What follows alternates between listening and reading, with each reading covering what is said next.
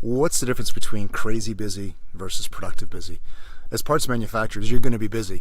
In fact, world-class manufacturers are relentlessly pursuing 100% quality, 100% on time at the lowest cost per part possible. So busy is what you signed up for. The difference between crazy busy and productive busy, however, comes down to what you and your team are working on.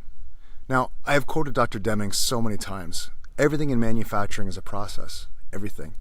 And therefore, to me, the difference between crazy busy and productive busy is the difference between reacting to problems caused by the processes in your plant versus executing those processes and using performance data to optimize and innovate them over time.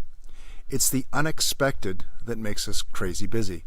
It's when our time is filled with unplanned and unintended activities. It's the missed deliveries, quality spills, or all the other overtime required to meet your day-to-day commitments. Busy plants scramble to meet their high-profile, highly visible targets, but their efficiency, profitability, and overall sanity tends to suffer. That's what makes them crazy busy.